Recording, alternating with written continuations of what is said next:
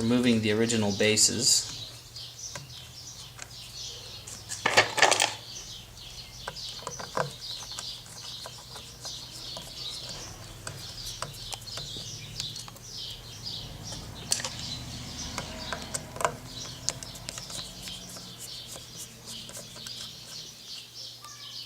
Blue Loctite.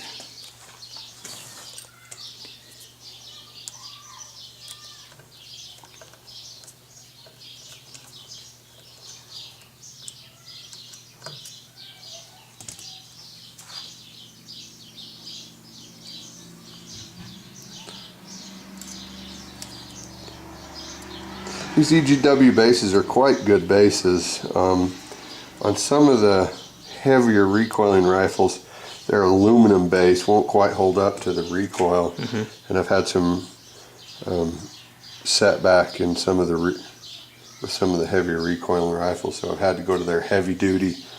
Didn't you see that on one of those 338 edges? Yes, I saw recoil setback on one of the lighter weight bases. Was that? I mean, did you actually see the scope rings bend too? No, I didn't see anything in the scope rings. It was just all on the base. It was all on the base. The recoil lug in the ring bent also. I can show you those in a minute. That was pretty crazy. I remember seeing that. Okay, now these are 648 screws. So what I've got here is my snap-on inch-pounder wrench. We're going to set these at the standard spec for 648 is 18 inch-pounds.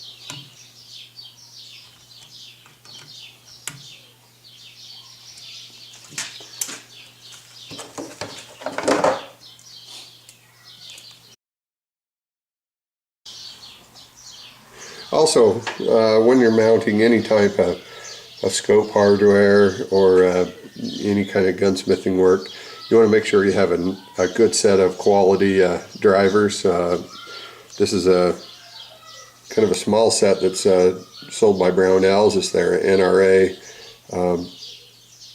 kind of beginner intermediate set. It's filled with several different Allen head, Torx head, and some different size straight bits. It's a good starter kit. It's around $40. I also have a good driver handle. This is a ratcheting reversible driver handle made by Snap-on. It's quite a good little driver handle. This set also comes with a driver handle. It's not a ratcheting set, but it's a good handle. I'd always recommend good quality bits.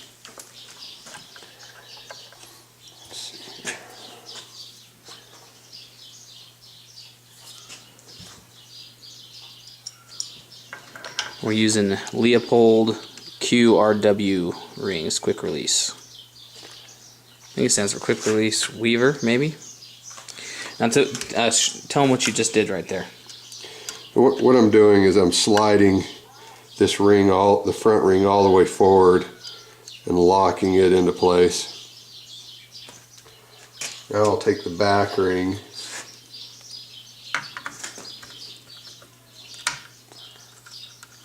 I'm going to slide it rearward to where it runs in to the lug as far as it can go.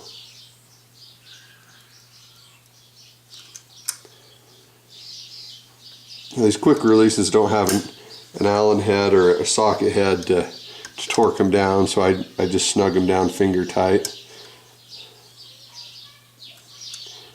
Then reset your handles in whatever position you like.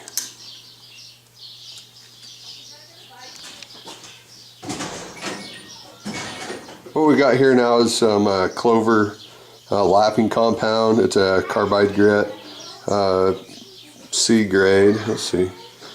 Yeah, it's a C grade 220 grit lapping compound. I'm going to place a little bit in the bottom of these rings.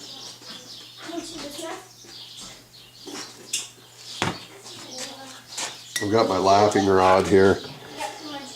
We've mounted these bases to the, rings to the base, and now we're going to lap these bases in place.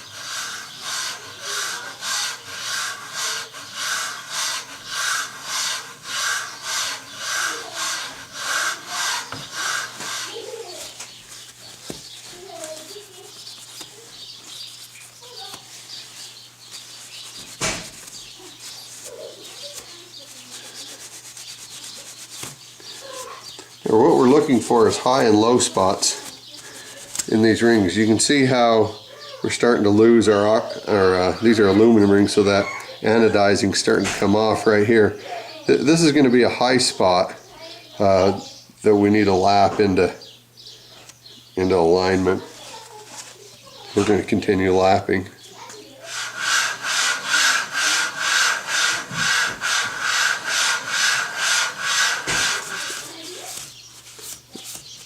If your rings are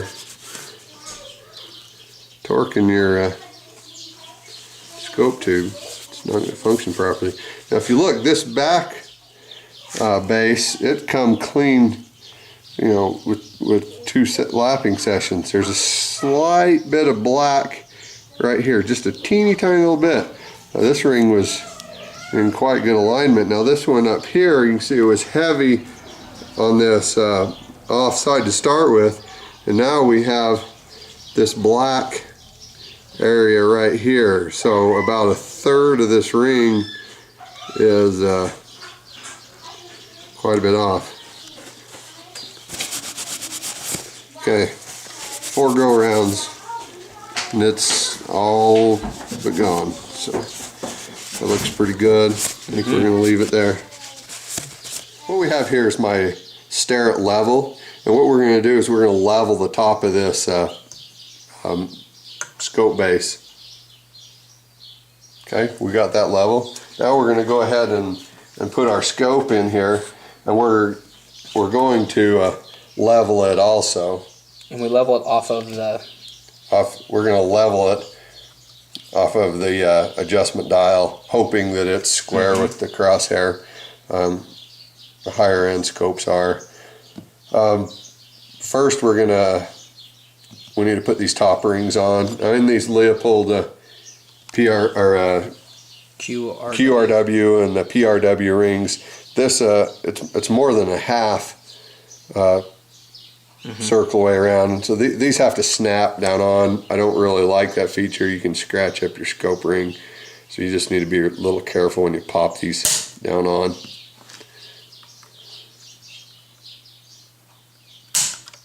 Okay.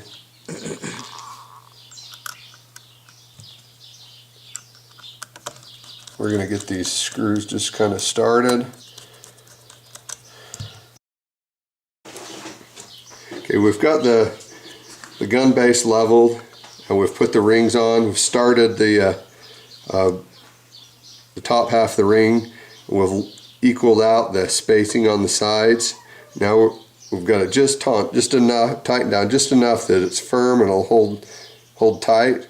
We've put our stair at level on top of our adjustment knob. We're going to level.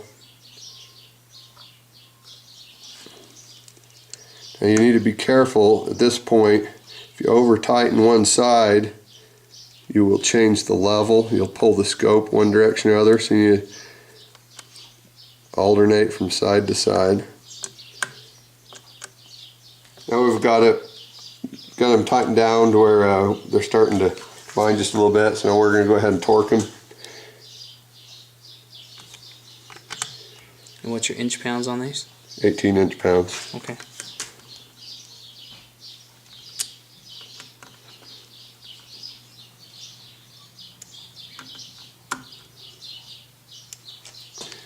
Okay.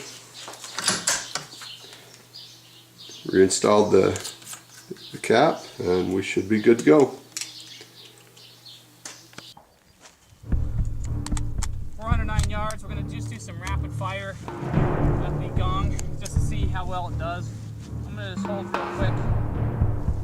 I'm going to just shoot one round real fast just to kind of check my zero.